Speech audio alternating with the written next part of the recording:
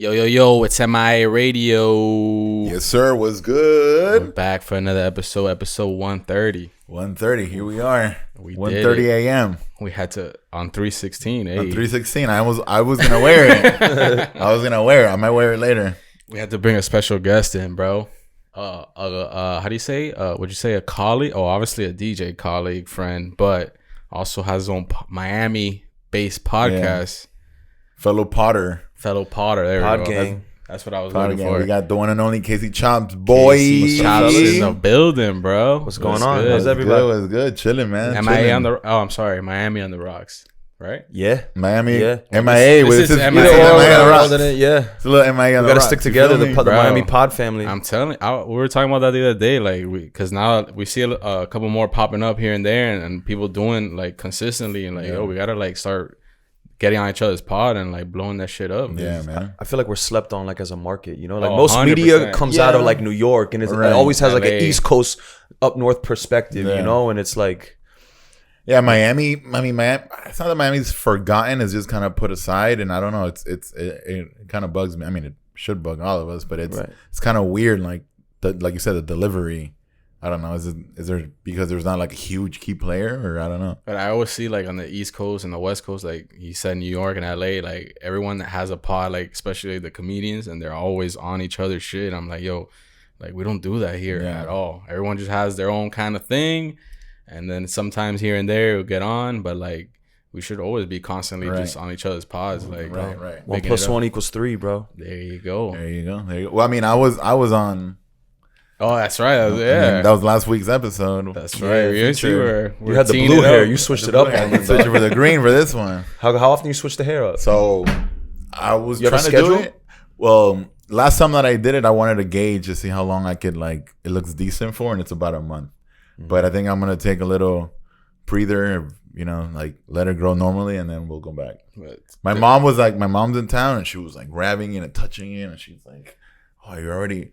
She's like, look, it's already thin. And I'm like, no, mom, it's cool. Yeah. And I'm like, I have nappy ass shit. But Diplo's coming at you, bro. Yo, he tried me, dog. He coming tried after me. everything you work for, bro. He tried me, dog. Literally, when I changed it, he got on it, bro. And he's been changing it. I think it was low key creeping on your profile, bro. Maybe. I mean, a bunch of people tagged me, so we'll see. I gotta like expose my hair before I worry about coloring it.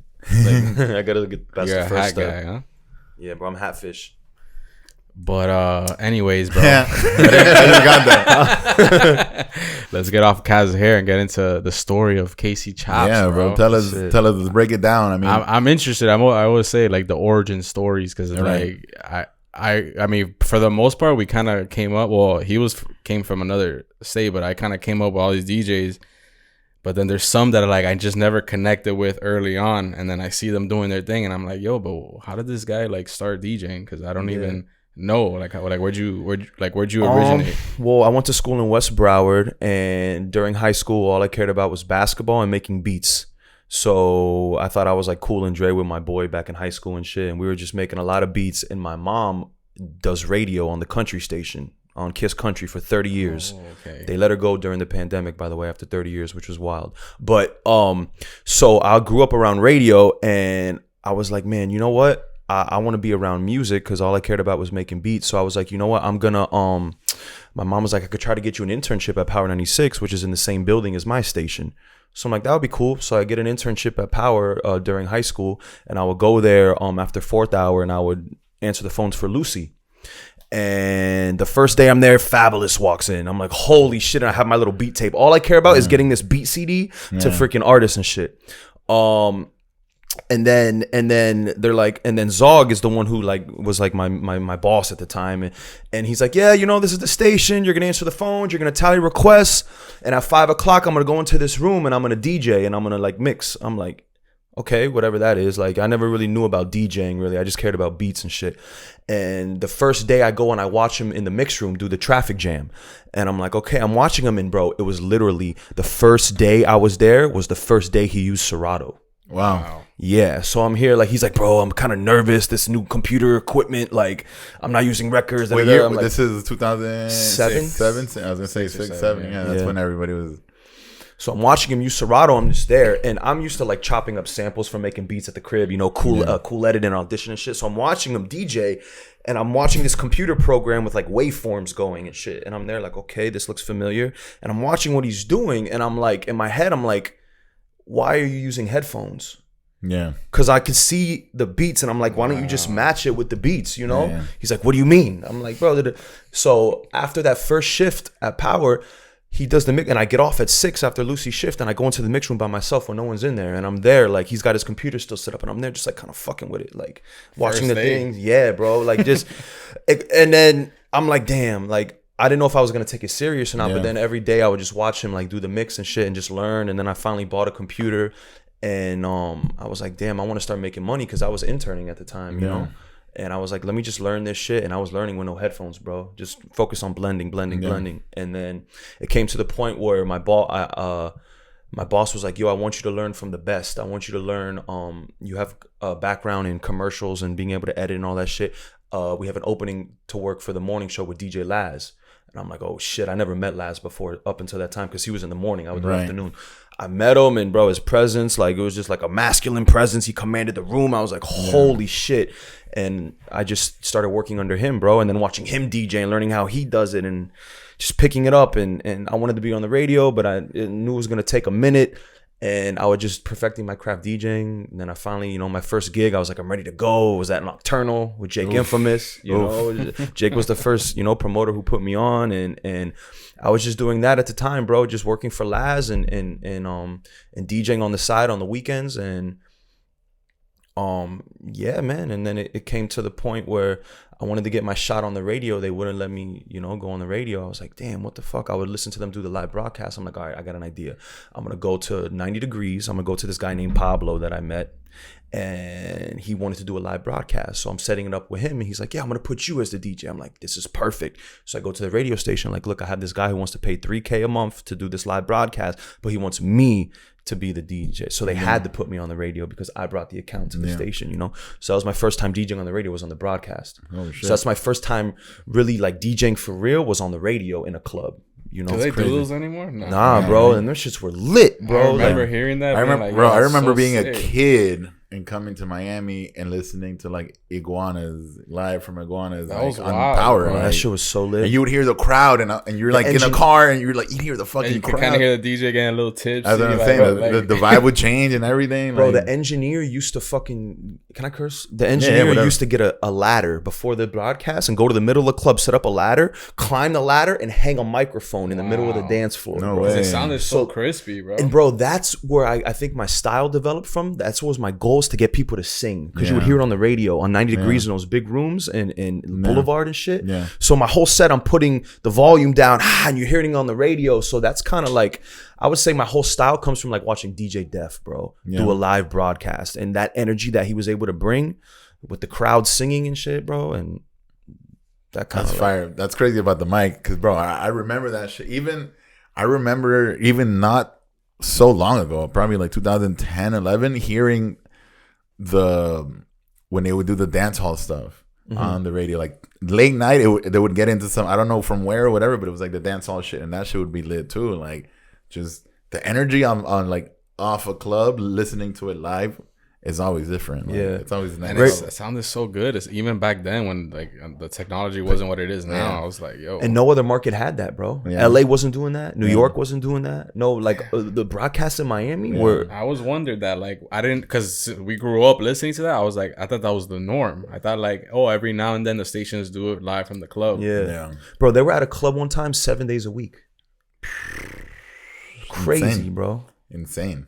You know, and then that's where I come from 2 hour sets too. Yeah. You know what I'm saying? Like DJing for 2 hours, getting paid, you know, at that time $400. Right. You know, and then you know it's like 5 hours. I'm like, wait, is this allowed? Like 5 hours? We're gonna like, talk about that. We're gonna get into it. But wait, so you started DJing? You were off the rip, no headphone DJing. Yeah. And you weren't since you didn't come from DJing, you were like already like, oh, this makes more sense to me. Because I came from the production background of editing samples and being able to see the music and the lines. Okay, this is the downbeat edit. Take out this 4 bars of the sample, put it in my Fruity Loops, and so I already knew, like, seeing the waves where the beats were and everything. And I'm like, yo, just line up the clap, line up the kick, line up the downbeat. Like, I think that was the first thing I noticed in Serato too, and I was like, why don't people?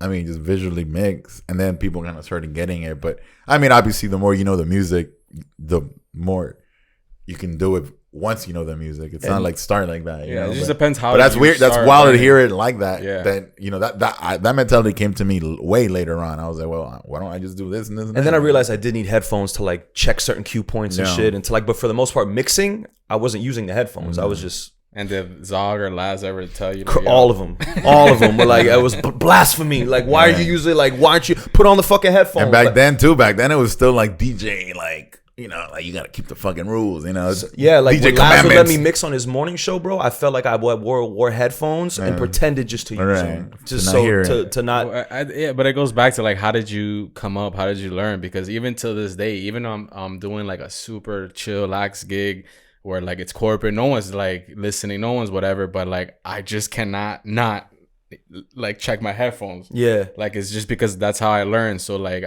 even if I'm looking at the waves, no one even cares. I have to just do that double check. Right. With me, it's when I turn it on, and sometimes I test myself and be like, all right, how long am I gonna go in this gig with no headphones? And it's like hour and a half, and I'm like, oh fuck, all right, I got it. Let me get my headphones. Yeah. And coming from radio, like being clean is super important. So at the end of the day, I still had to be clean. You know what I'm saying? Like you got to sound super clean on the radio. Like, and I started on CDJs too.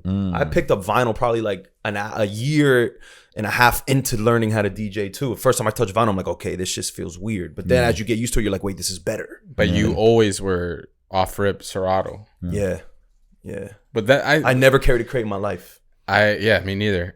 I carried like at one point 10 records for like 6 months just as backups, but I was just right off the edge of like the whole record thing. I was using CDs, and then Serato came out. So after a year of like pretending I was a DJ, I bought Serato. So I never needed that. Yeah. But it's interesting, like you're only off Serato. So you never were exposed to the vinyl, the CD, but that actually might be a benefit of like you learned from when it came out to now. Because you're not on the DJ nerd culture Bible of like, you know, we have to a purist. I never understood that because I was that concept to me is so ridiculous because like I started on vinyl, but I started as a hobby DJ and I had my craze and I learned how to mix by ear and everything, and then when Serato came out, I was like, all right, now I can do everything I've always wanted to do. Yeah. And it's like that. Oh, like you would come to the club. I came to the club with like a Dell computer, like a break one time. And homie was still with like the 10 crates and his homeboys helping him. And he was like, I could tell he was kind of like hating, salty, just because I was like had a computer now. But I'm like, bro, it makes a lot more sense. Like, you look at this mission. You're I feel like that, like, for example, like artists who are good at drawing. These new kids are probably just going to be lit on an iPad. Yeah. And it's like, why are you going to draw on paper? That's so old school, you know? But like, bro, this technology is a whole new thing. Like, you know, like. Yeah, you gotta adapt. You gotta adapt and keep it moving and be on it.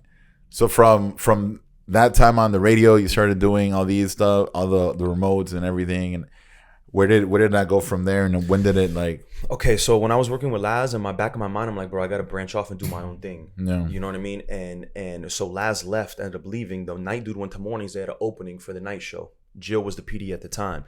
And I'm sending her and at the time, I was doing overnights on the weekends too, like the graveyard shit. Mm-hmm. So I would give a beat CD to the program director to try me out, Jill Strada, and she wouldn't give me a chance. Damn. And she would try out all my friends. Fergie Springer, everyone. I'm like, yo, why isn't she giving me a chance? She's trying everyone out for this night show except me. And I'm like, damn, what can I do to get a shot? I'm doing Friday night mix show at the time. Rick Ross drops a song called Three Kings with Dre and Jay-Z. Oh yeah. And I call Lex, who's Ross's manager, one of Ross's guys. I'm like, Lex, this song just dropped while I was on the air. I want to play it, make it a movie, and I would love to interview Ross. Can I do that? Is that possible? He's like, yo, I'm actually with Ross right now. We're in Pittsburgh. I'm going to have him call you when we're done with dinner. I'm like, bet. So I'm on the radio. He calls me and I do an interview. I play a song. I'll run to the Vox Pro, record the interview. Then I'll be like, Ross, hold on. I'll mix another song, then run back, finish the interview. And I had like a 15-minute interview. I had to edit down to like 5 minutes, all while I'm on the radio doing this shit at the same time. I do it. I call Jill Strada. I'm like, look, I have this interview done. She's like, you have an interview with Rick Ross? I'm like, yeah, the song just dropped. It's going to be crazy. I want to play the record, do the interview. She's like, yeah, go ahead if it's done. Da-da-da. So I play it. Ross reposts it, Twitter. Da-da-da. It goes crazy. And then I come in Monday with my demo, like, please give me a shot. Like, can I? She's like, okay, you got a shot to do the night show. She's like, you're on Monday, Tuesday, Wednesday. I do Monday, Tuesday, Wednesday. She's like, yo, you sound good. The consultants like you too. You're going to be on next week too. I'm like, cool. Then I'm on next week. They're like, yo, we really like you. You sound good. You're on indefinitely. I'm like, all right, cool. I'll do it. And I'm doing a full-time gig for part-time money. They're not giving me my contract yet. So they're like, they fly in Fat Man Scoop for a week. Then I fall back. They try him out. They don't like him. You're back on. Then I'm back on for a week. Then they fly in some white dude from Kansas City. Then I fall back. It's the same club. It's the same club shit. It's the same. Yeah, club yeah, shit. bro. Literally so they're trying the same people on, but they're not committing to me. But I'm doing 90% of the, you know. You're the resident. You're the resident that never headlines, but you're headlining in the end because you're picking up everybody else's fucking so crap. Finally I'm hearing that, yo, they like you. She's about to give you the job, and then boom, they fire her. I'm like, wow. So now I'm in like a purgatory with no fucking PD, and I'm doing this shit, continuing to do this shit for fucking minimum wage. You know what I'm saying? Like the night show on Power 96. So then I'm getting, you know, they're like, yo, the new guy likes you. Da-da-da. His name is Pio, who's the PD of Hot 97 right now. He's like, he likes you. Da-da-da-da. And he comes in and he gives me the night show, but he splits it up. It was a 7 to midnight show, but he made it a 6 to 10 show and a 10 to 2 show. So he made the night show 2 slots, put Evie there the night and put me late night. Still gave me a contract and shit. I was doing that. And then they hired these white guys, bro, like from Wisconsin, like top 40 guys. And they took Power 96 always used to be like the hip hop station for like Spanish people, I guess, you know, but they started bringing these top 40 guys in and diluting the culture, killing the power culture. And this bro. was, and I mean, this is me being a fan of Power for 30 years. This was them trying to adapt to like the EDM-ish kind of like, right, 100 still playing like 80s at that point too. I remember they would always play like in the 80s and 90s. I even remember the lunch break was in the early 2000s was like a lot of mashups and 80s and all that crazy shit. Mixing, you're talking about the mix shows. That accounts for like what, 15% of the radio, but the other 85% of what you're hearing is programmed music. And you could be top 40, which is white, you could be urban, which is black, and you could be rhythmic, which is kind of in the middle. And Power was always in the middle. They would pull the 5 biggest records from top 40, the 5 biggest records from urban, and sprinkle like the top 3 like Latin records, and that was like the Power 96 sound. But when these guys came in and wanted to make it top 40 from like Wisconsin and shit, they're like, we can't play this hood shit, da-da-da. Power 96 was like top 40 during the day, kids, parents, and school and shit like that. And then at night we would get urban. We would play Waka Flocka, and we would play the type of shit, because listening gets urban at night in Miami, which is why 99 Jams was always when we went top 40, 99 Jams went shot up number 1. And I'm heavy number 2, making bonus every single ratings book, but they wouldn't allow me to play hip-hop music at night. And I'm telling these guys like, bro, please, can I play some hip-hop to catch 99 Jams? I'm number 2. Let's get to number. They're like, we can't do that, CHOPZ. They're giving me analogies. Burger King doesn't sell pizza. I'm like, bro, what? So then I wasn't into it anymore. You know what I'm saying? And this dude took me off the radio, bro. For a month. 3 things happened that made me quit Power. That, number 2, endorsements. There was a company saying like, yo, we want CHOPZ to do this endorsement, but I was a part-timer technically. And at the time when he took me off the night show, and they were cock blocking endorsements. Meanwhile, the sister station, the part-time employees are getting endorsements. So it's not a company policy, it's you that's blocking my money. Then they took me off the radio for a month completely. I did American Social. I started that Sunday brunch party there, and Paul was paying me good. And I was like, bro, I'm going to go back to radio and do a Sunday afternoon when I'm making, you know, didn't make sense there. And then the third thing that really pissed me off is I was doing interviews, you know, and Kent Jones got signed to We The Best. So I go to them. I'm like, yo, this guy named Kent Jones, Khaled's hot on Snapchat right now. He signed to Khaled, Cool and Dre. I'd like to interview him. I'll bring my own camera crew. CHOPZ, go ahead. You could do it. They give me the approval. I bring Kent Jones, get my own interview. We do the interview. And then after it's done, I'm like, hey, here's the interview. It's ready to go. And I think when they heard Ken Jones, they thought he was going to be like some white dude or some shit. So they see the Ken Jones interview, and dude got golds and shit. They're like, CHOPZ, we can't air this. We can't put this on the YouTube. This is urban. This is a 99 Jams thing. I'm like, you just gave me the approval. This guy is scorching right now. I'm like, all right, whatever, bro. And I'm tight. So what happens 2 weeks later, 3 weeks later, that record he has goes top 40. It crosses over to top. Now Y100 is playing it. They're like, Chops, let's get that interview back, please. We want to post it now. I'm like, yo, fuck out of here. Yeah. I quit Power 96 with tears in my eyes, bro. I couldn't do it. Those dudes destroyed the culture, bro. Like, yeah, and I think that there was a big impact on Power for a while, like mid 2010s. Like it just kind of died off, you know, like and you know, I'm involved with them too, and I've told Mijo this, you know, everybody knows, like they brought him back to try to like bring that shit Mijo's back to the life. shit, bro. Yeah, I wish I was still there only because of him, but like I was there for the regime before that destroyed everything. Exactly. They brought him to like bring that shit, to resurrect that shit, and he's still going against the grain with a lot of shit. You know, we had a show with him and everything, and like it's that like terrestrial radio. It's crazy because you were like trying to push the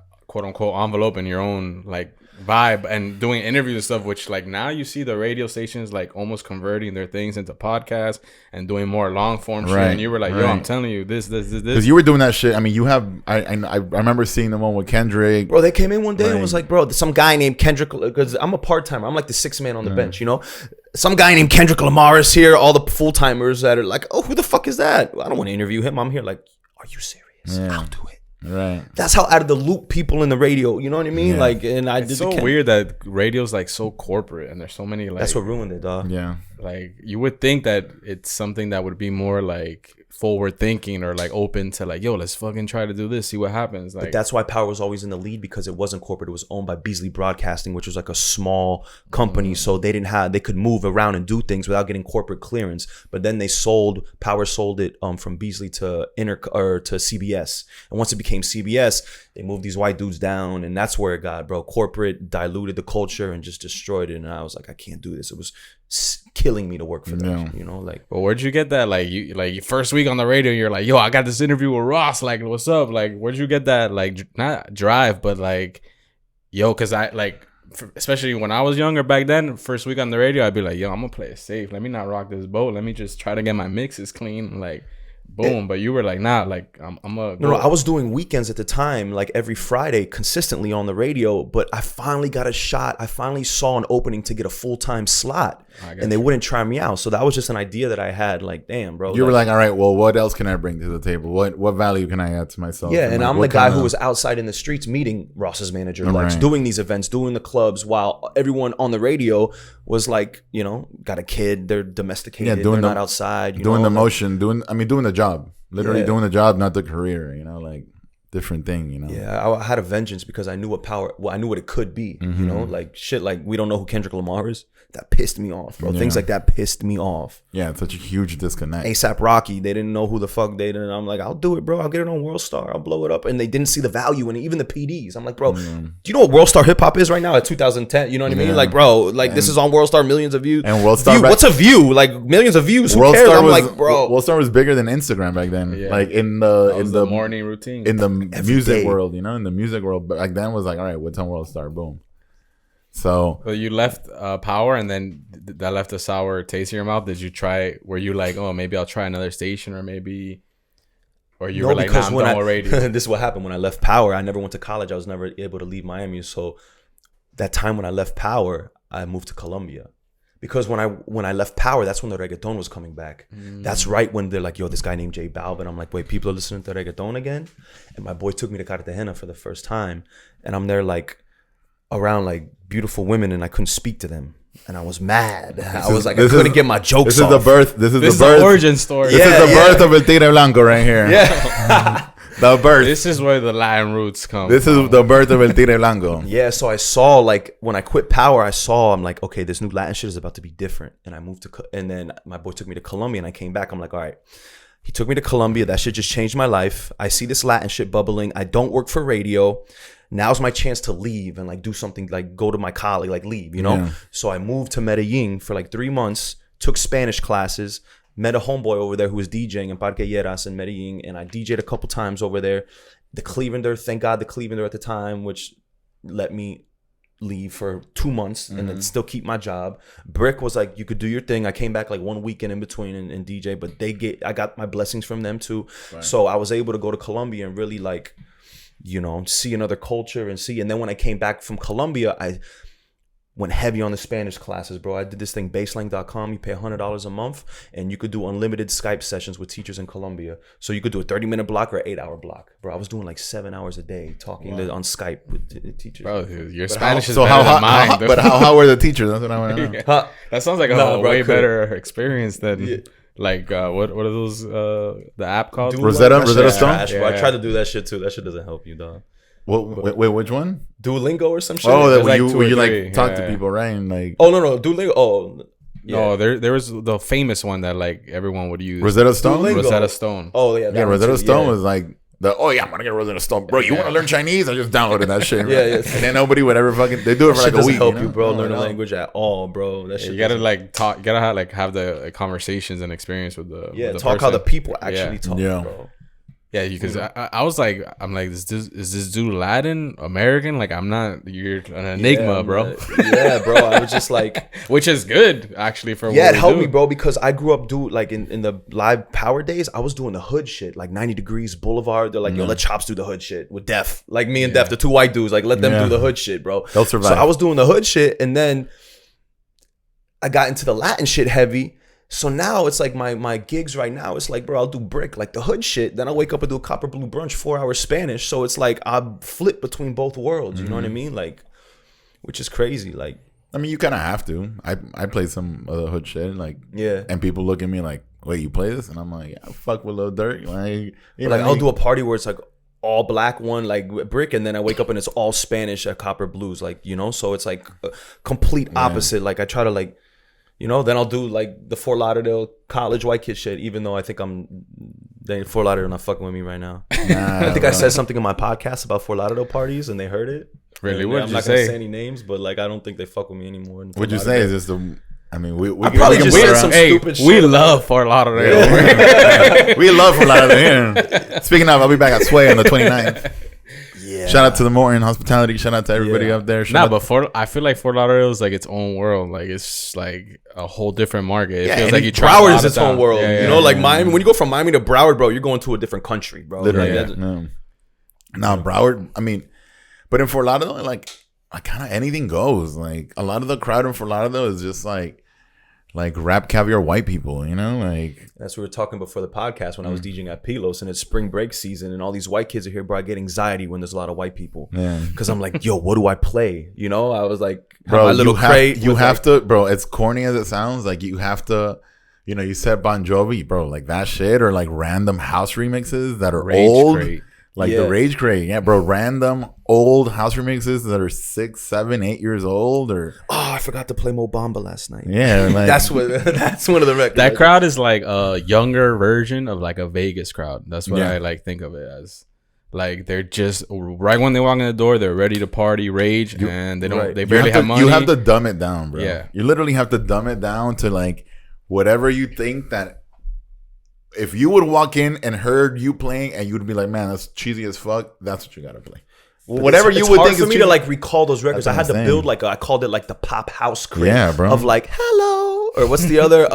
What else I have in that crate? Like I love it, bro. That was like Dreams and Nightmares last night when I played. I love it. One. Yeah, bro. Like so I have bro, like a little... I love it. Heads will roll. Even whatever variation of the Calling, the Sebastian Grosso. Reload, yeah, whatever new Titanium, all those. Titanium is in that crate that they sing like. Well, that's why I like those gigs, is you get to like bring those like, maybe it might be cheesy, but like back then you're like, damn, I remember when this was like just coming out. And or now there's even like I have a Reload like The Weeknd. You know, there's some good pop house songs out there. Like The Weeknd has some good shit, and you know, side piece. You just gotta find like those edits, you know. That I'm just not in those parties. That's my problem. I'm always in like the deep Miami shit. I'm on my nights off. I gotta go to places like Fort Lauderdale and do my research, but my ass goes to fucking La Sanisa and like in Bajamundo, like fucking. But you work like 6 nights a week, right? Or 6 parties a week, but I'm doing 5 nights. That's 5. A lot. Yeah, dog. You're in the trenches. I have like this anxiety, bro, that like it's gonna end. So I can't stop. Yeah, it's you know what I'm saying? Like in my mind, I'm like, yo, 33, I'm 33. And it's like, it feels like it's like it could end, especially after the pandemic, how that shit got stripped from us. Like I actually told Conflict when I was talking to him about this, like the pandemic made me realize I wasn't going hard enough. Yeah. You know what I'm saying? Like, so then you take it all away and we're just sitting on our ass. I was like, oh, this is what the alternative is to not going hard? Just like sitting on my ass and doing what? Yeah. Like being on YouTube and like doing nothing?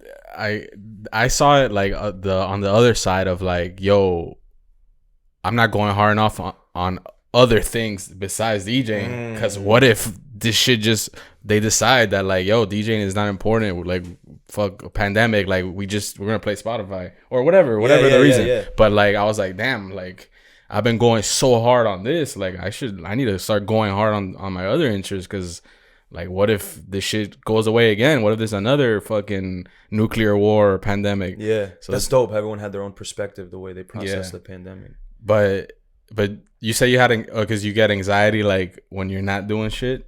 Yeah, I don't know really. It's hard for me to relax. Like I don't know how to relax. It's an issue. Like I don't really watch a lot of TV. I have the same problem. And my phone is an addiction. I have a bad addiction to my phone. My screen time is at like 11 at 12 hours a day.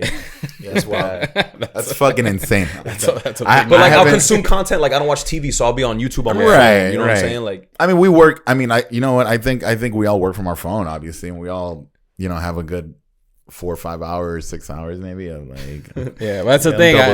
Like you said that, I'm like, oh, it's a lot. But then I think about like, yeah, but I'll have like 3 podcasts playing in the background all day while I'm doing shit, but I'm not looking at it, but I'm like consuming like 6 hours. But then while everyone's watching fucking Netflix, the hot series of Ozark, I'm not into that shit. You know, like I'm there on social media trying to be connected, see what's going on. Like I'm obsessed with the game, bro. Like, you know, I did that for a while where I wouldn't, bro. For years, I didn't own a TV. For years, I wouldn't even like. People would talk about this shit, and I remember. I think it was like when Sons of Anarchy ended. I was like, yo. I watched like 8 seasons of this shit. Like I could have spent that time like doing something else. But recently I've been more into like all right, I'm gonna close my laptop. My laptop doesn't go in my room. I leave it over there, and then let me turn on the TV. I turned it on last night and I fell asleep like 20 minutes. Now it's just like when I turn it on, it's just like, all right, my body knows that it's a shutdown thing. Yeah, I'm this close to like locking my phone for a week and going a whole week without my phone, and I'm curious to see like the withdrawals I get.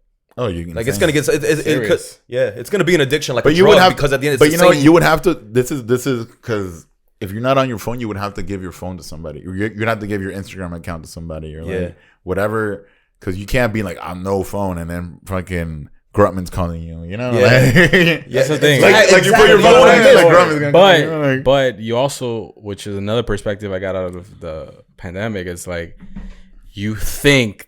That's definitely true. Like you need to be kind of on top of your shit, because you know, especially in this game, you don't know when someone's gonna hit you up or what opportunity might come up. But it's also, I always would think that everything was life and death. Like, yo, fucking, I need to be on my this email. I need, like, it's a booking. I need to get it right now. No. Like, send the EPK. Da, da, da, da, da. And then you realize when you slow down, like, yo, like, nah, let's just chill. Right. Give it a day. Then I'll reply, or let me think about it. Do I really want to do this gig? Do I really not want to do this gig? Da, da, da. Right. But like, we were like so in the fucking hamster wheel that you fucking forget. Bro, it was like the beginning of November. I'm there eating at a Venezuelan spot with my boy, and I get a call from fucking Lenny from Only in Dade. I'm like, yo, what's up? He's like, yo, bro, you want to do live? I'm like, bro, I never did live in my life. You get me? Like a dream, like randomly, like, yo, the Wednesday of Thanksgiving weekend, the biggest party night. You want to headline live? I'm like, hold on, bro. I'm booked that Wednesday. I have 2 gigs that Wednesday already. Let me think. And I'm like, bro, okay. I hang up with it. He's like, let me know. I got to know right now. I'm like, okay, I'm already double booked there.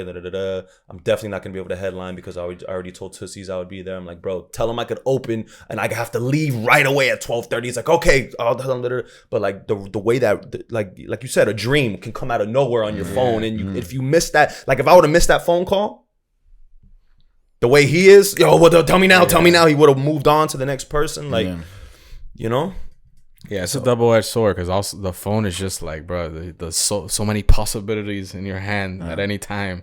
But that's the... I don't know. It's weird, and you can't gauge it, because I've had situations where I didn't check my phone for something, or somebody was like, hey, you know, Instagram story, like, hey, looking for a DJ for whatever, and it's like, you know, those all the time. I didn't check my DM and this and that. Also, you think like that's changed where like I don't really post as much like my... Like, yo, look at me DJing at this club, and then this club, and then this club, and then this club. Because it's like, I think also after the pandemic, I don't know, I feel that like people are like, yo, we get it, like you DJ, that's cool. Yeah. But like it's more of now the relationship is more of like, you know, the what are you doing outside, not just showing them that like, yo, I DJ at ABC Club. Yeah. I mean, half of my marketing and like one of the DJs I look up to the most is like Camilo. And I feel like I just try to emulate the way he markets. And I've never missed a post of a club before, ever. Like even a Brick, I've done Brick 7 years. And every Saturday I will post that I'm going to be at Brick. It's just something about watching Camilo do the way he does his marketing and branding that it's like he's just on top of it, bro. You know? So I've always been the guy to just make sure I get the post off no matter what. But you don't like...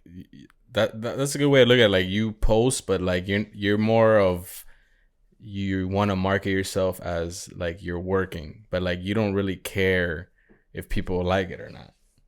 No. I'm talking about a story post. Oh, okay. I'm not, and it's interesting, bro. Out of all the messaging apps, whether it's iMessage, WhatsApp, and now Instagram is basically a messaging app too, bro. I feel like I'm messaging people for like business shit on IG. It's like replaced WhatsApp for me almost. You know what I mean? So I'm on IG a lot just to like message. Like I'm Copper Blues. I'm booking like these hosts, like influencers every Wednesday. I'm booking 3. So I'm like managing these girls, making sure they show up, reaching out to girls. Hey, you want to host Copper Blue? Like, yeah. So it's like I'm using IG too as like a... Yeah, IG's a huge... I mean, same thing, bro. Like... And something that I say all the time, bro, like people ask me, you know, how do you know so many DJs? Or like, how are you like, because literally I'll be and I'll be on Instagram story and so-and-so post something and they reshare and I'm like, oh, I know this guy, whatever. And I'll follow them or, you know, you kind of build that and something comes back around or like, you know, it's such, bro, IG is such a huge platform because everybody sees what you're doing. I'm addicted to being connected to it. That's my issue. Like being connected to the game. Like you don't know what girl, what influencer, what promoter, what DJ's doing this. It's like if I played basketball, I would be watching ESPN all day just to see what's going on with basketball and the NBA outside of my games, you know? Like IG is the DJ Sports Center. Yeah, it is. I love the game. That's the problem. I love the game of DJing. Like, I want to know where everyone's at. I know I pretty much know every single, it's probably weird to say this, I know this. I know every single DJ, where they're at, what their main gigs are, what their main accounts are, what days they're here. Like, that's interesting because I get what you're saying. Like, I feel the same way too of like, I like the behind the scenes of like, or like yesterday we're in the office and like Brian's telling us a story of like how he almost had a boogie and then the guy was being a dick and then like that fucking in the trenches sending emails, hitting people up and like seeing shit confirmed. But like after that, like okay, the DJing is just like the cherry on the top. Like you get to go to the gig and play music, but like the like knowing how nightlife works, like that shit is dope. Yeah, I feel you on that. But damn, so you're just always on the Instagram connecting and... Always, bro. It's bad. It's bad. And then girls, bro. And then you got the girls thing. Instagram is like a dating app too. Yeah. You combine that with the dating app style of it and it's like, I'm on that shit, bro. It's bad. It's bad. I'm there saying, hey. I forgot what it was like being single on Instagram. Like, that shit wasn't healthy. I remember that much, though. Bro, opening the app, I would open up like these new young girls, these new 23, 24-year-olds that came out recently that just dropped. I don't know. Bro, they're different than the 25-year-olds when I was 25, bro. These girls are with the shits, bro. Bro, I'm telling you. Yeah, zero games. Huh? Well, now, I mean, it's funny because last time we sat down, that mentality has changed. Now I have a girl. Yeah. Now I'm cuffed. Now is the time to be single. Now I'm cuffed. I'm telling you. Wait, bro, you were telling me. Dog. Wait up. Fucking 2 months ago we met. I was single and you were like, no, man, I'm trying to cuff, whatever. And I'm telling you, like, yo, since last time we talked, I got a chick now. Like, I'll follow everyone, mute everyone. Like, you know, I'll put it this way. If you're lit right now, there's never been an easier time to get a threesome. These girls are openly bisexual. It's crazy, bro. It's literally crazy. That's why I'm saying. What I was, and I'm trying to not be this way. I'm trying to have a family. I want a family. I want to chill. Man. But yo, these girls are wild, bro. And that's what what I'm getting at is that since the last time we talked, like, and I started dating my girl and everything, like, bro, you gotta just stop. I mean, I'm saying like I've seen the shit that you're talking about, but you gotta just tell them, yo, look, I've told some bitches off, bro. I told this girl like, yo, like, why are you talking to me now? How many times did I try with you? And now I have a girl and you want to talk to me now? Because cool, have fun. Because these girls, she was like, ouch. That was kind of rude. And I'm like, talk about it. It's got to be told because these girls, I mean, we're going to be transparent here, guys. Women, and that's gonna go away from being a DJ podcast. Let's go. It's Miami. It's remember, men, Miami, bro. Men, our value goes up. Yeah. No, we ain't shit when we're 21 or 23. Right. We ain't shit. Yeah. And as we grind and get into our 30s, our value goes up. Women are the opposite. When they're 23, 25, they're the shit. They can go on yachts, but as time goes on, their value goes down. So when you see that intersection of you going up and them going down, that's where it gets fun. Oh, now you see the tables have turned. I think Paul just woke up.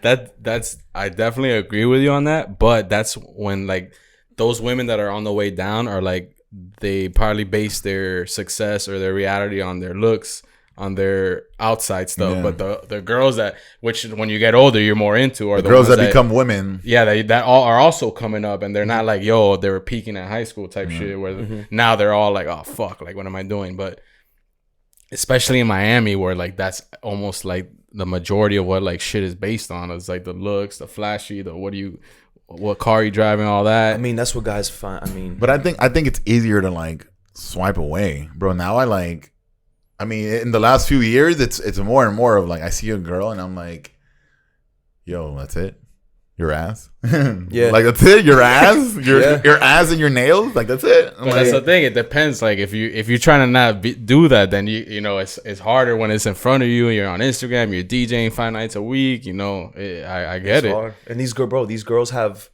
so much attention that they have no incentive to like up their character. You know what I'm saying? Like the ass and the nails, they're getting all attention with just that. They're like, this is all I have to do. But they're confusing guys that just want to smash with like actual real value. Like these guys wouldn't wife you, but they just want to smash. Like you have to up your character and really put in work. But these girls don't do that, bro. Especially in Miami. If they feel like they're getting DMs to be on a yacht, they feel like they're there they've already. Like it. Yeah, they're achieving. They did it.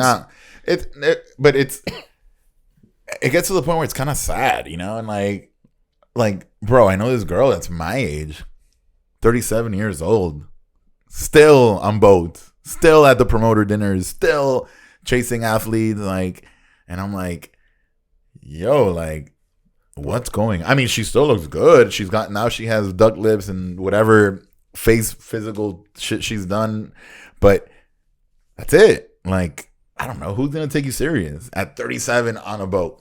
You feel me? Like, but these dudes are in their DMs, so they think they're doing, you know. And now what's crazy is these 25-year-old girls that are in their prime that look pristine.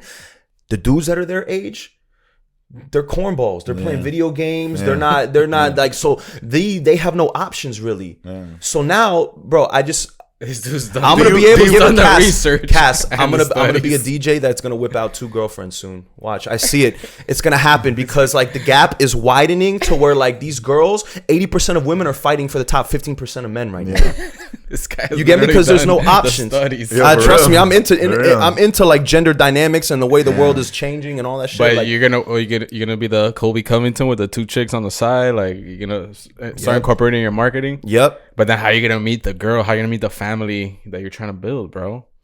A team of 3 is stronger than a team of 2. No. This guy. Isn't it easier to have kids when you have every wife deserves a sister wife.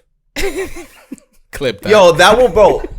Yo, you know how hard it is to take care of a kid by yourself? Imagine having a sister wife that you can relieve that pressure and you could take turns with the kids and all that, bro. I mean, I don't think so. In Latin America they have that, but it's the maid. But you're not fucking the maid. You know, it's like somebody else takes care of the kid. A team of 3 is stronger than a team of 2, bro. Oof. I'm just trio. If you can make it work and as a man find a way to like distribute that emotion equally and not make a girl feel like she's better than the other, that's the key. You know what I'm saying? I mean, that's wild. Make sure you smash both of them with the same passion, the same intensity, you know? You're really like, yeah, but what happens? So you've done this research and these analytics, but then what happens as you get older, your values change and maybe you're not DJing or you're not doing the same thing you're doing right now. What's gonna happen? What do you mean though? Like those 25-year-olds are gonna grow up. There'll be new 25-year-olds, but you're not gonna be the CHOPZ that you are right now. But I'm gonna be able to provide security. You know, like I'm gonna still be financially good. I don't see myself. You know, I'm gonna still be able to. No, I don't have no doubt about that. I'm talking about if you're saying that you want to build a family, have a. Okay, a lot of it I'm just talking shit. Like, you know what I'm saying? Like I'm being a little like you know, but like half of me feels this way. Half of me is like, I want to start a family, but like, it's tough when you're in the game, like you said. I think every guy, if they could have 2 girlfriends, they would choose to have 2 girlfriends. No, I'm gonna if equivocally your deny girl that allowed statement. you to have 2 girlfriends, and said, what are you gonna Absolutely say? not. No, I'm married, brother. Absolutely not. right? But I'm saying, Trick question right if there. your girl all of a sudden said, Zaya, I'd like to bring another girl into this relationship. I don't think, no man would say no, right? but I don't think any woman really truthfully believes that, like, that they're really open to that. They might, in a situation, think that that'd be enticing for you, but I don't think in the back of the mind they're like, this is gonna be great. I think it's in like a very enticing lust kind of thing. But then when the smoke clears, there's jealousy. Women are gonna be jealous no matter. They're always what. gonna feel some type of way. Not if you treat them equally, bro. If you make one feel like one's better than the other, then yeah. We're gonna have to have you back on to see if all For your real. theories came We true. could get into my. check in about what, year and a half, episode 200. Oh man, We'll do some. I'm looking check-in. for love, bro. So what's good now? What do you have going on right now? You said you have you're working 5 nights. when did the podcast Doing come Colombia, in? go doing Colombia this week. Medellin, Friday. Let's talk about that, and then we'll get into the La pod. Chula Urbana. Yeah, I'm excited to do that, bro.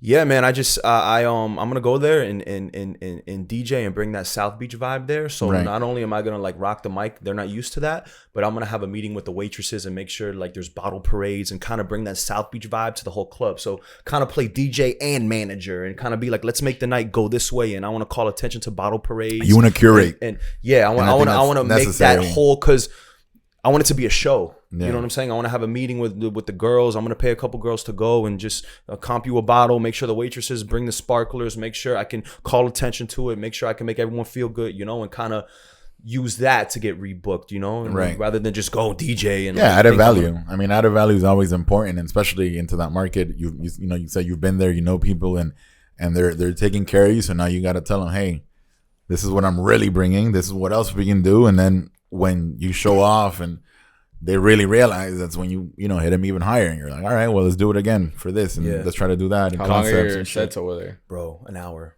Really? An hour Friday and an Super hour Saturday, fast. bro. Holy shit! They paid for the 2 flights, the Airbnb, Yeah. and I'm not gonna Right, say right, the right. rate on top of that, but like there's like, I always, when I DJ'd in Medellin, I always did it for the super low because I felt bad. I was like, yo, they have no budgets out there. Mm-hmm. But my boy's like, no.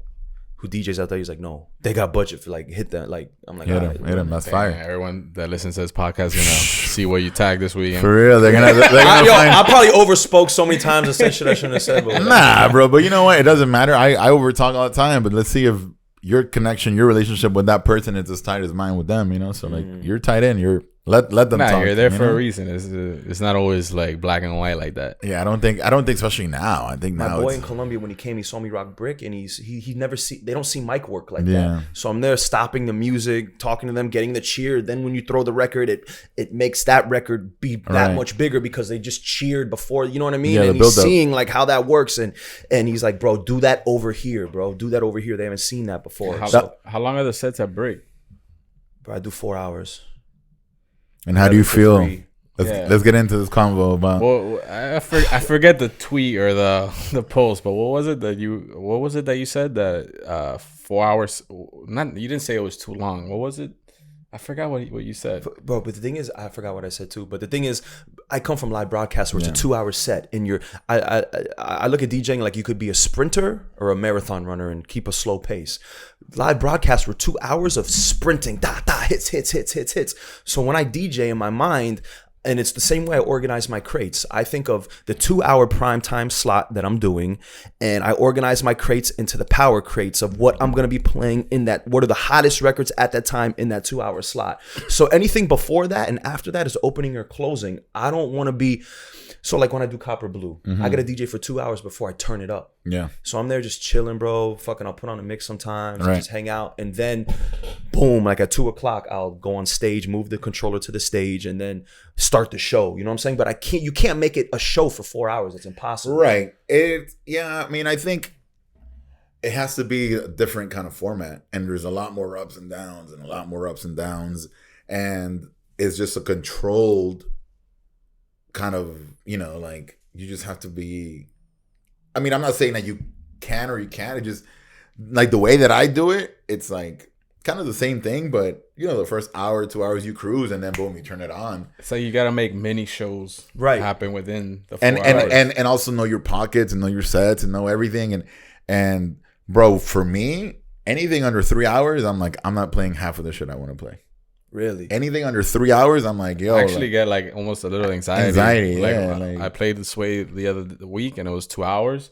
And then I'm like, it's like 1:30 and I'm like, oh my gosh. Like, but see, that's where the benefit of radio comes in. And I think radio shaped the whole way I DJ in a good way. A lot of people talk shit about radio, but the way rotations, and I take the same approach to DJing. The way rotations work on radio is you have 5 A records, 10 B records, and then you have records underneath that, right? Yeah. So the 5 A records are the 5 biggest records in right now. We could 5 A records in Spanish. You know, we could come up with those 5 A records in hip hop. You know what I'm saying? We could come up with those, and those have to be. Those are my spades. If you play, those are your spades, and you got to play those in that 2 hour primetime set. Then you have your 10 Bs, which are like the secondary records, and you got to sprinkle those before, after the A's. And so I take that same approach into where I DJ. You know what I'm saying? So that 2 hour set, I'm playing those 5 A's. I'm not playing them before or after.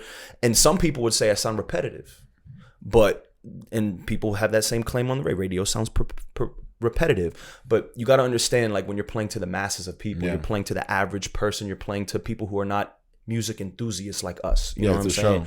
So I'm a lot of my sets I feel like sound similar, but that's because the A's are still the A's, especially now. They're not changed. The A, Pepa is still an A.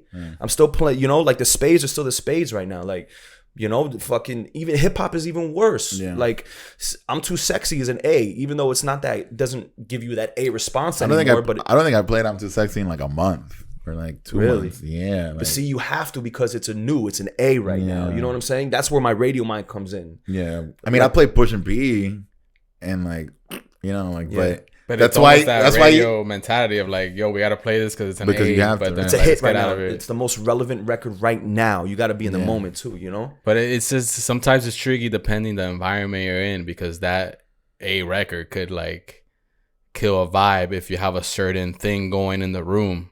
But if you're in a place where like, oh, it makes sense, like they just want to hear that record and bounce. I also think that in my perspective, in my mentality, I have A's that are classics. Like that would like be called that in radio. That would be considered a gold. A gold, right? You know, right. But like I put some of those golds on the A level. You know, right? Like the last couple of years, I think the golds have surpassed the A's. A lot of the A's. Agree. Right. Agree. So, but if you don't play the A's, you sound outdated.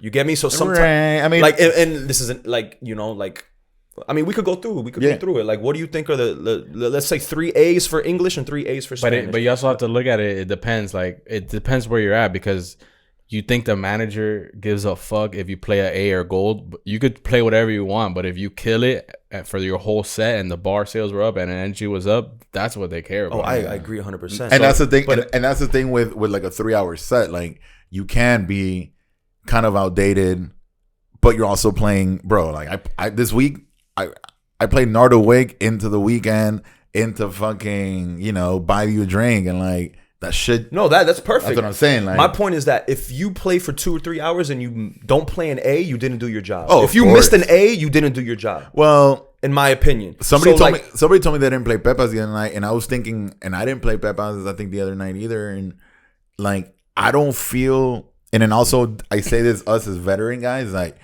a lot of those A's, since the golds are so much higher, a lot of those A's aren't even necessary, because the crowd's still gonna rock. They're gonna rock. I agree with you. In the same vein, you could say, like, if the crowd was a little stale and you didn't play A's, then it's like, oh, maybe they were more receptive to the known shit on the radio. Yeah. So it's got to be like a balance of everything, I think. Like, because you could get away with not playing it, but sometimes, like what you said, you're right. You kind of have to just. To sound relevant to the time, you know, like we could kill it and just play old shit, and to let them know, like, yo, like I know what's hot, don't worry. Right. Same, and that's how I feel about Push and P. Like, bro, like I played it this weekend, and it was like I was in Charleston, whatever. But then I played Super Gremlin, and they were like, that's a mind blown. That's an A plus. That's an A. That's a capital A plus right now. And the reaction of people were just like.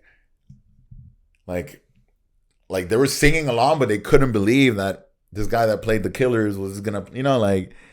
But that's a whole nother combo. Yeah, but like, that's what I'm saying. Like, you gotta let just like, yo, I played the Killers, but I'm not like, don't worry, I got you. Like I base my set like every 10 minutes, I'm gonna hit an A. Yeah. But then it's what you play. That's like your right hand. Right. But then in the jabs, it might be a gold. Right. It might be a push and P, a B, then boom to the Kodak. You know what I'm saying? But it starts with the A's. I space my A's out. I don't want to play them all too early or all too late, and then surrounding the records I play outside of the A's. You know what I'm saying? To make those combos. Yeah, no, that's kind of. I mean, I think that's kind of everybody's mentality in the sense of let me hit this, then this, and this. But I don't know. Like, and then sometimes I'm like, am I just old? And a lot of these A records are like, I hate pushing P. Yeah, it's terrible. That song is so terrible, bro. It's terrible. But it's like a B to me. But like you have to play it to just sound on, even if it's for a minute. You know what I mean? You have to play it and then go into fucking. You know, even fucking Trap Queen or some random ass fucking swag surfing. Yeah, savior. But your preference is the 2-hour set, right? Sprinting. I prefer to sprint.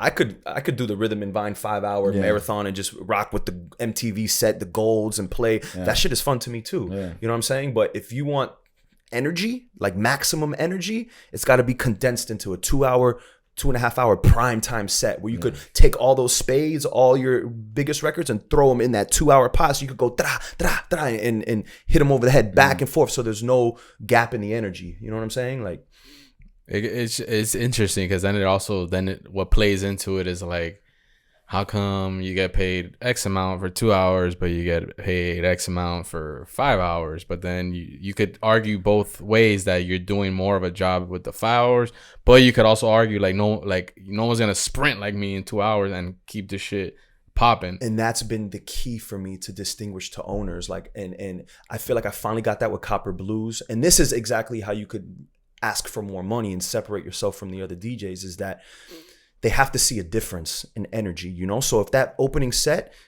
keep it chill on purpose. So then when you go ham and you pick up that microphone, you hit that effect, boom, and then now people are, okay, now this is something different, and you just hit them over the head. That energy is infectious. Like, they could see it, bro. Like, you know, and that's where you could be like, you notice the difference. Not like,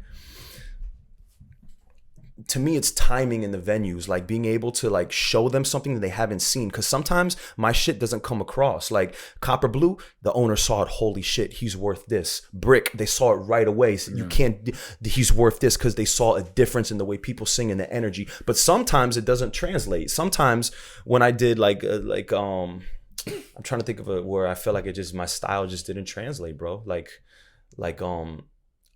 Fuck. Like Studio 23, sometimes I feel like it didn't translate, or like some of the beat, like Jones or Mokai. When I did Mokai, like I feel like it just didn't translate for some reason. Yeah, you know? it's. I mean, and to those, what I always say is like, you know, those are like niche. You know, I always use the chef like analogy. Those are like niche restaurants where like you go in for this, and you know, DJs that are kind of more open to cook everything, you know. No, but they're looking for the guy to make just these sushi rolls and make whatever whatever the owner wants you to make. And it's like, as an artist and as a DJ, type of DJing person to like be doing it there, and like you gotta be a good DJ, but also how you interact with the owners, like the dumb politics bullshit and the ass kissing and all the fucking loops and rings hoops, whatever that you gotta go through.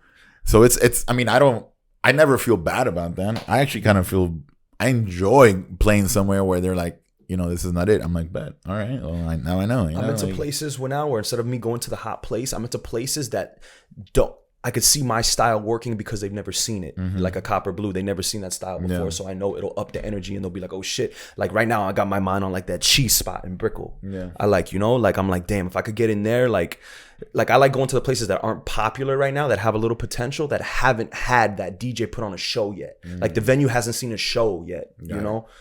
So that's the places where I like look, like where I target, like to try to go, you know? To see what can be done. Yeah, I mean, and right now in Miami, like I think a lot of the stuff is kind of stale too. So like you kind of want to build that in somewhere that it isn't, where it's not just, you know, random taco place in Wynwood or random taco place here, or, you know, like you want to find something to do you and grow more, you know, like, so that's, and you did that on Wednesdays, right? At Tootsie's.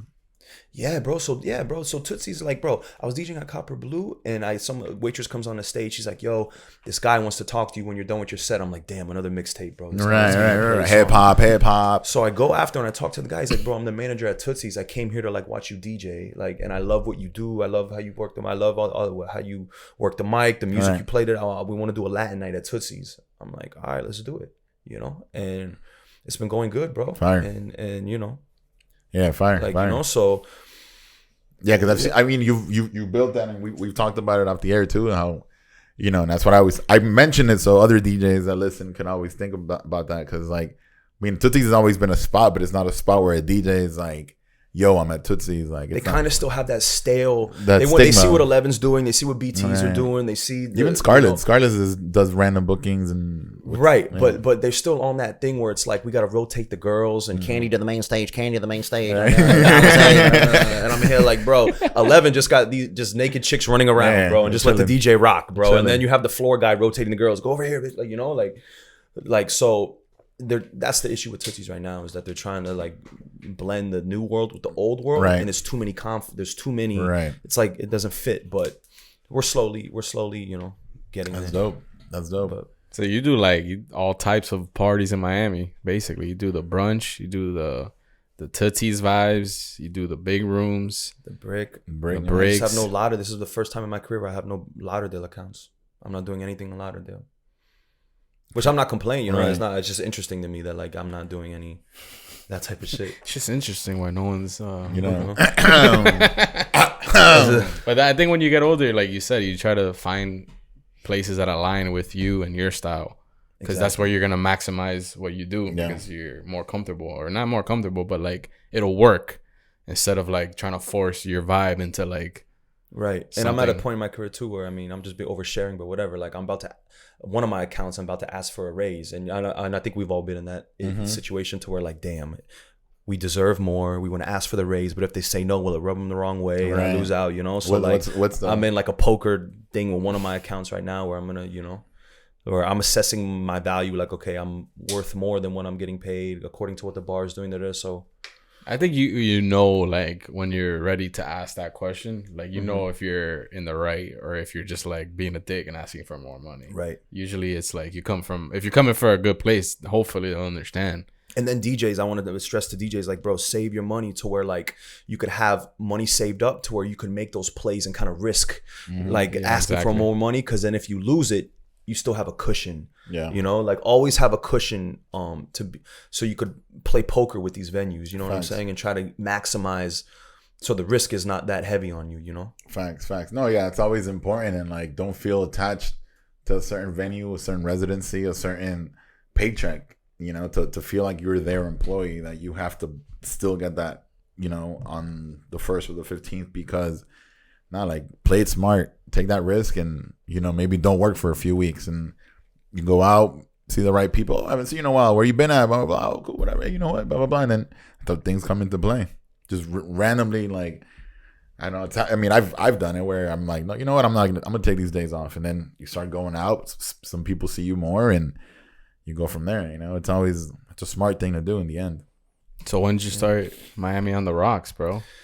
To shit on radio. I have a vengeance of radio, bro. And then they did my mom dirty, bro. Like I have a vengeance of radio. Like I want to shit on radio. You got that chip on your shoulder. Yeah, bro. Like, bro. Yeah, like my mom was on the air for 30 years, bro. And then during the pandemic, they're like, yo, you're not on the air anymore. They didn't even let her say, she had the highest ratings. They didn't let her say goodbye. Right. It wasn't like Angie Martinez. When she left Hot 97, they let her say goodbye. They did a proper farewell before they just, no soul. Just it's a soulless business, bro. Damn. And now I'm making sure that I make more money than the fucking morning jocks. Like that's my goal. Like, you know what I mean? Like so when I did MIA on the Rocks, I was like, bro, I want to make my own breakfast club. I want to do the same people every single week. And this was like 2019. And we did a couple episodes, but we were coming out of pocket every single for a videographer. And then I'm like, and then it's a long, I tell people, if you want to start a podcast, if you're not committed to at least 5 years, don't even start. It's a long-term play. Like there's no work. So my co-hosts weren't really committed to it. And one of the girls got pregnant and shit. So I was like, damn. So I stopped it. And then the pandemic hit. I'm like, bro, I'm going to bring it back. And I'm going to learn how to video edit so I don't have to come out of pocket. So I bought all the cameras, bought all the shit, learned how to video edit, which is similar to editing audio. So I picked it up quick. And I just do it myself, sustainable. I like talking to people.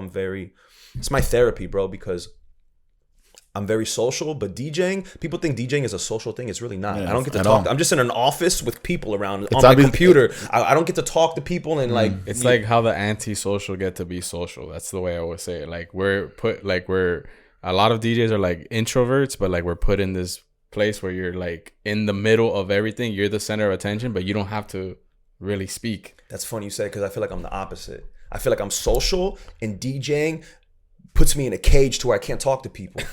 You know what I mean? Like I want to be me, like, it's the other way around, because like I don't want to talk to anybody. Right, but then when I'm DJing, I'm like, you know, like, shout out to the girl in the blue. And then she comes up to me, I'm like, I don't fucking know you. I'm like, you get to be like this person, like I'd rather be at home chilling, but like when I'm in the booth, I get to like let that out, like, yo, what's up? And then I'm like playing music, I'm on the mic, I'm doing this, but then I'm like, all right, like, I love conversations. I love talking to people, but when you DJ, you don't get to really talk to anybody, bro. That's when people are like, well, you go out when you're off. Hell yeah, I go out every single night I'm off. Yeah. Because I want to be social and talk to people, bro. DJing, you don't get to talk to people. You just got to look at your computer and just play the music and talk to the crowd, but you're not really having conversation. So I just do my podcast to just talk to people I want to talk to, and that's it. Like, you know, like no lane. There's no niche. There's no one. It'll be a porn star one day. It'll be a fucking real estate agent the next day. Yeah. And for that, it's going to grow slow. You know, it's not going to grow as fast as I want it to, but whatever. I'm just being authentic to me. I'm not cloud chasing. I'm not clickbaiting. I'm not doing none of that shit. So no, it's authentic. It's natural grow, and, you know, getting different people and different reactions. You know, I think that's what kind of helps the brand overall, you know, to hear other people that they don't even know they're interested in, you know? Yeah, and also it's like what you said, like we like talking to people. So, you know, obviously we're DJs, so like that's our immediate circle. But then you're like, oh, I'm kind of interested in what this guy does, or like I want to know about this or whatever. And then you could use it to your DJ advantage in the DJ world, because like you say you want to go to get in a club. Hey man, I would love to interview you on my podcast. You know what I'm saying? Put a little battery in their back. You know, then you build that. You could use it to like build relationships too. You know what I'm saying? Like totally. And it's like you're sitting down for like an hour, 2 hours. You're actually getting to know the person. So it's not like, hey man, let me know if you got an opening. Exactly. Right. And then random girls, when I just have random girls, bro, I treat it like I'm on a date. This girl won't tell. This girl I've been wanting so long, bro. She won't let me take her out to dinner. I'm like, all right, come on my podcast. Like, and then it's just a date with cameras. Like, you just added cameras. Like, you don't want to do food. And she like, feels hyped. She's hyped. Yeah, she's yeah. Hyped. She's damn. So you asked her out on a date. She said no, but when you asked her on the pod, she's like, how many views you got? Yeah. She even said, she's like, let's do it. I'm down. I'm like, all right, just gonna. Like, in my head, I'm like, bro, this is just gonna be a date with cameras. Like, I don't understand. Like, in your head, you're like, yo, the camera's gonna come off later. Or they. And that's crazy that your mom has that so many years in radio. Like you come from that background. Yeah, bro. When it was like CDs and carts and shit, and my mom would be like, load the commercials. I'd have to look at the log and pull the thing and put it in the machine. What are them shits called? 8-tracks or 8-track, like the carts and shit? That's what they used to be, right? Yeah, all bro. The commercials came in a little thing. The commercials were in carts, and then it used to be CDs in a plastic thing. You go. So that definitely was a huge influence on like. Yeah, bro. I was around music my whole life, bro. And what is your mom And I was say named about... that, like, my uncle is Casey from Casey and the Sunshine Band, like my godfather. That's who I was named after. My dad and him are like best friends. They grew up in Miami in the 80s. Bro, you should put that in the flyers, bro. In parentheses. Yeah, bro. Actually, yeah, bro. So my dad is his road manager, bro. And he's like from Hialeah. Casey's like a legend. He's around, right? He's like, a Miami legend. Yeah, bro. He's like 65, still doing shows in like Chile and shit, bro. Like people. I've heard people that randomly see him in places out here and shit, and like. He pulled up the copper one time. He's like, play my record. He has like a little house record. Like, I'm like, oh, you got a new one? Yeah. Oh, send that shit over, He's bro. like, it's 23 on the European dance charts. I'm like, all right. Send that shit over, bro. And what does your mom say about like you doing the podcast thing and like? She loves it, bro. She loves it, bro. So now she works at She works in radio for the Seminole station by Lake Okeechobee. So she works on a station with like fucking 100 people listening, but she has no rules. So she loves what she does. You know what I'm saying? Like she gets to play whatever. She's a country, you know? So she plays the old country, the shit that she can't do in corporate radio. So like she doesn't need radio. She just does it because it's her passion, you know? So she's up. She lives by Lake Okeechobee now, and she brought some property and doing the Seminole. She works for the Seminoles, bro. That's fire. So she's getting plugged in with them and doing a little radio station over there, programming all the music. She's the only one that works at the station. She programs all the music, does everything, and she's enjoying it, bro. Fire. That's dope. So you putting out an episode every week, or what are you doing? Yeah, man, every week. Every single week, bro. I skipped a week. I felt terrible, bro. I felt like that's how I was in the beginning with this one. I was like, something's got to come out every Friday, or fucking it's over. We're finding like random. Oh my God, this interview here and whatever. Then I was like, you know what? I'd rather do quality over quantity. So let's take it back. See, you know, if it doesn't work this week, fuck it. Like we'll put maybe a bonus or something. But I'd rather just do it, you know, right? Yeah. But nah, like it's true what you said. Like if you're not in it for the long haul, because like that's why I never stress it, because I'm always like, yo, it's a slow build. Yeah, what, it took Joe Rogan 10 years? Yeah, it took Joe Budden like 7 years. And it's a long play, bro. That's why you just got to make it easy to do, easy to produce, easy. Yeah. You guys, it looks like it's easy for y'all. You know, like how I got it. Just set up the camera, boom, edit, and just get it out. Just make the process easy. So that way when you do it every single week, it's just seamless, you know? Streamlined. Before you know, 10 years go by and you have 300 episodes and, you know? I'm chilling. And then that's the thing, like and one thing I realized is that it's having the back content of like, all right, you start getting a good buzz, or maybe this episode pops off, then you have 100 and something other episodes for people to fuck with. It's not like it's not like a rapper. It's not like what I call the CJ effect of like you put out one good song and then you don't have shit to put out for the rest of your career, you know? Right, like, and it's dope. And that's what I like about the streaming era, because like my old episodes are still getting crazy views. Sometimes my Veronica Rodriguez episode, some weeks it'll get more views than the new episode I drop. Wow. You know what I'm saying? Yeah. So it's like people go retroactively back and your shit can garner views. You can still make money off podcasts that are a year old, you know? Like, yeah, that's what's so dope about the podcast thing. Like, you could be doing it for years, and then maybe there's one that just really sends you off and gets you in like a different space. But then you have those. Well, even in music, episodes. It happened to Russ. Russ had 4 hours of catalog before he blew up, and then when he blew up, songs that were 3 years old were going gold. Mm-hmm. So, you know, I mean, there's pros and cons to the streaming thing, but like that's one of the pros for sure. Like, yeah, I think I mean the content that having back content, and I've seen a few interviews of his when he talks about that, and this is smart, you know. Don't think that because you're not getting the likes that nobody's looking or nobody's like around. You know, people pay attention to all that. Plant shit. The seeds and they grow, bro. Mm-hmm. That's with anything, bro. Plant the seeds. Don't be in a rush to pick the fruit. You know what I mean? Plant the seeds. That goes with everything. That goes with women. That goes with everything. Just be calm. Be cool with everybody. And then before you know it, 10 years, 7 years goes by, and you're like, oh shit, this is what this turned into. No. You don't even realize it looking back. You know, like. So, is there anything that you want to plug? Where can people find you? Follow me on IG, KC CHOPZ, KC, CHOPZ.